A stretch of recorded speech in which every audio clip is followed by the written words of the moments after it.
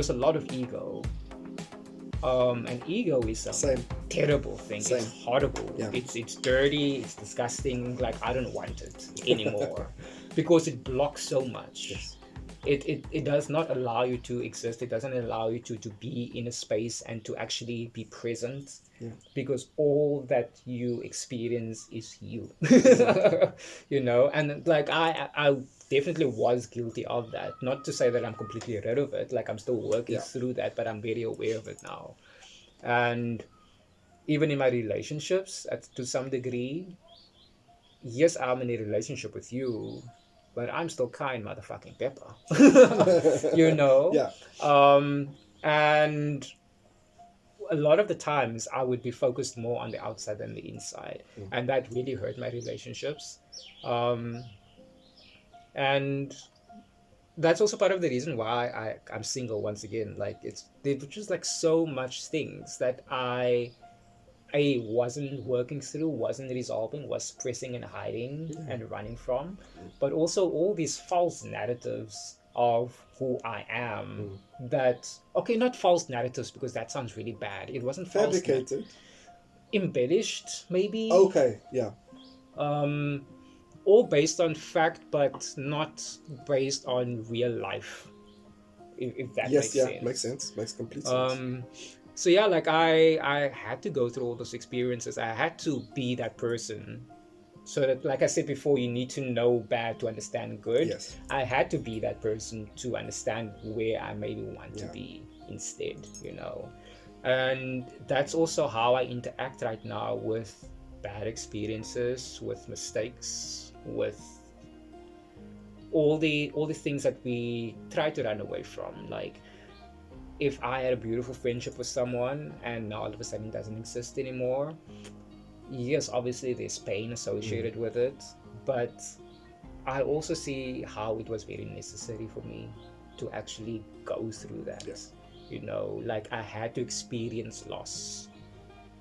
Loss for me was a big part of my growth journey, and had I not experienced that loss, I don't know, I might have still just been like showing ass on Facebook and stuff right now, you know, and being completely oblivious to myself, you know, and just living in the idea of myself. Yeah. It's funny that you mention ego, because that was a big part of where I was. There was ego involved for sure, especially when it came to the people who orbited my relationship. I wasn't maybe a pioneer or anything like that. Yes, I was engaged. Not many people know this. I was very early in the relationship. I was engaged. It didn't go anywhere because we both decided, look, let's not.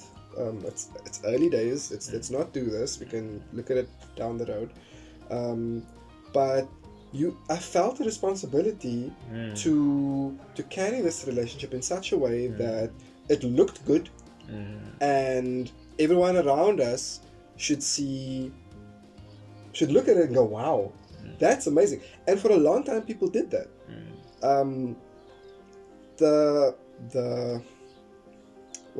There's a word I'm looking for, but the dismantling of the relationship happened quite a while back. And when everything actually ended, this was the start of lockdown 2020. So, and again, the ego came into play. I didn't tell anyone. It was mine to deal with. I never mentioned it because, like I mentioned, failure. And there's that ego involved that I still need to look okay. So now that everything has kind of come out into the open, people are shocked because of that ego that built up this, wow, look at us, look at this couple. It's lifted everything so high that everyone is now just like being let go. They're like, what is happening? How is this possible? You guys looked happy. You guys looked this, that. And that ego I have to take out and say, the happiness was fabricated. The happiness was not always real. Sometimes it was. There are very happy moments I have. I will always keep them close. But it was not always the case. And for me, I had to put that ego away. It's difficult, it's painful, it hurts. But it's part of that growth. It just has to hurt. And then you grow out of it. And I'm scared that ego becomes a part of my story at a later point. Which is why I'm hesitant. Because how do you actually get rid of it completely? Exactly, you can't. Because also it's a form of defense as well. It is. Like to prevent yourself from getting hurt. Yeah. So it will always be there in some shape or form. Yeah. So how do you actually get rid of it? It's a question that I'll ask myself for a long time. It's something that I wouldn't know is gone until one day I look around me and be like, oh wow, I'm actually maybe not as egotistical about the relationship or about myself or about my image or about whatever. These days on social media, very few of my posts actually go up with ego. This is what I am. This is how I'm feeling. This is what I'm doing today. Today it's a good day. I'm feeling happy. I am living this kind of life and I'm immersing myself in it and I'm enjoying myself. And other days I might not enjoy myself. And that's okay as well. Whether you take this content in, whether you prefer to scroll past it, that's okay with me. I don't need that like before. It doesn't matter that much who's watching. I'm really enjoying that as well, personally. Because in the past, like, I'm so glad that right now where I am, that everything, if you're speaking about social media, like everything that I put out doesn't need to be so damn polished all the damn time. Because I'm also a real person with a plethora of life experiences and a plethora of emotions, you know, and I experience all of them. And sometimes I'm feeling cute, sometimes I'm feeling messy, sometimes I'm a bit down, sometimes I'm feeling myself, you know, like, and all of that are relevant, and they should be able to, if I'm showing the good, I should be showing the not so cute ones as well, you know. So I'm really enjoying like posting things nowadays and just like looking a mess and acting a fool, you know, and just having fun. Like, I think my 30s is actually where I started really having fun, enjoying life. You know, before, you know, like, I'm less social now. So before, like, you know, it will be the house parties, the club, you know, dinners and like beach days, whatever. So there was a lot of social things happening and there was a lot of fun being had. But I feel like in my 30s, I'm enjoying things a lot more, you know, and I'm seeing that you don't need to do all of those things. You don't need. I think it's because, like, I think now, and also with me spending time more by myself, it's like you don't need the audience, you don't need the applause, you don't need the adoration. You don't need someone else to validate your experience. You know, like, if you're having fun right here, right now, drawing a picture, having the time of your life, that's so valid, you know, and that is an amazing experience that you are having. If you want to share it on social media, I wish, share it on social media. If people think you are lame, cool, that's you. That's you. That's got nothing to do with my fabulous experience that I'm having over here. And I genuinely feel a lot more happy. I had a lot more fun experiences back in the day, but I'm so much happier right now, just like focusing on what I need and because you are in a position to design that happiness. You can create that happiness for yourself now, the way you want it, the way I want to, which is beautiful. Yes. Growth. Welcome to the 30s. It's fun. Mid-30s. Oh. Do you wish you we're had almost realized... 40, yo. Sure. We're almost 40. It's not long and then I'm 40. No, it's soon. Time is going by. So I turned 30 the other day. Literally. I didn't feel 30. I didn't feel 30. I turned 30 and I was like, I'm 20 something again. And then 31 came and I'm like, wait, I missed 30. Okay. Cool. Right? I guess I'm 31, but... Are you also starting to miss years now? I am missing years. I keep on thinking I'm younger. I keep on saying like 33 or something like, and then someone else reminds me, no, bitch, you're 30, you're 35, almost This 34 year, now. I know, exactly. This year I was convinced I'm turning 34. I was convinced I was 34 this year, and then I had to do the math. And I'm like, I've okay, also wait, done the math a few times. 35.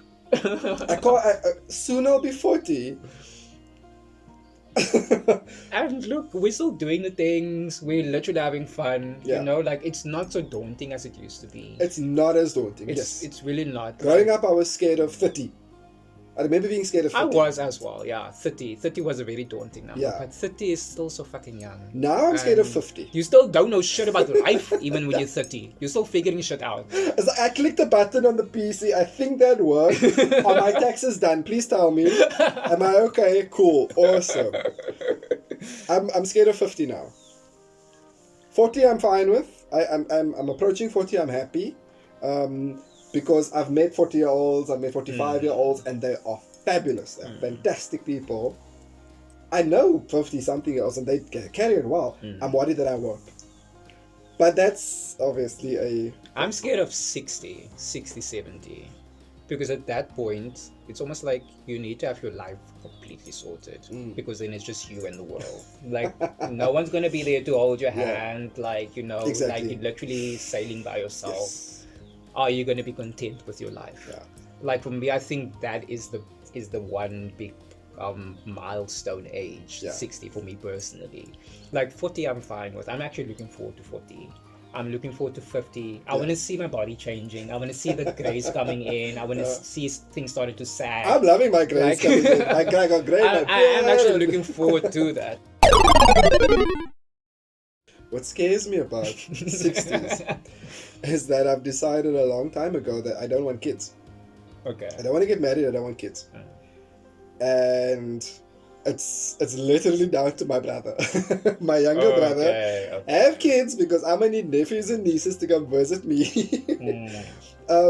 There's obviously that fear of loneliness in those years. Right now, I'm okay being alone and lonely. I'm okay with that. I've made friends with my loneliness. It's fine. But at 60, 70, come check on me every now and again because I'm going to be living alone with cats. Lots of them. Lots of them. So, yeah, that is there. I'm keeping it there. What's weird about last year, actually, is that I also had to sit down and think to myself, you know what? I'm 30. Actually, no, it was this year with my birthday. I turned 35. After I realized, did the math, I'm turning 35. And then in your mind, automatically you think, okay, cool, I'm halfway through my life. And then I just take a step back and think, maybe not. Maybe this is my last year on Earth. Maybe next year is my last year. Maybe I do see 70. That's awesome. But if something were to happen to me this year, am I good? That's very powerful. That's very powerful. I don't know what to do with that information. So it forced me to look into where am I? What am I doing? Yeah. By the end of this year, if I'm not there, what have I left behind? What pain have I left behind? What joy have I left behind? Because I want to leave joy behind. That's a very important perspective to have. Cheers. That's a very important perspective to have because, like, it's so right. Like, this could literally be the last day. This could literally be the last day. And are you okay with that? Or you might last another 50. Are you okay with that? You know? And it's the whole thing about the pursuit of happiness and what makes me happy, understanding what happiness means for you individually, and what actions are you taking to achieve happiness. And we always say like, oh cool, now it's fine, like I'm hustling now to save up for my retirement, and then when I'm in my 60s and I've got no responsibilities and all this cash, then I'm going to travel and see the world. Bitch, what if you die tomorrow? Exactly. You know, so like to some degree I've now taken that outlook on life where I want to experience everything now. You know, I want to say yes to any opportunity. like me saying yes to coming camping after not seeing. I didn't know how this was gonna go. I had no I idea. didn't know if we were gonna hate each other. Like I did not know, you know. But I was like, no, let's have the experience. If I don't go, then I'm not gonna know. Exactly. You know. If we see each other and it's like old times, where? If we see each other and it's like cuck awkward and we don't know what to say, where did I know? I'm still gonna have my drink. Exactly. I'm still gonna see nature. So just do it, you know. And for me, like I'm so happy that I took that decision. It's not made for everyone, but like I truly now believe in living in the moment. Like don't let the moment pass you by. Like shoot your shot, like do your thing, like just like live in the moment. Like it's been given to you, that opportunity has been given, or the option has been given, or that choice has been given to you. Why say no? Just say yes. Obviously, if yes is a bad decision, then don't do it. Yeah. Like obviously think about it. Yeah, with 35 you learn to identify these things. That's you what do. You become really good at it. Yeah.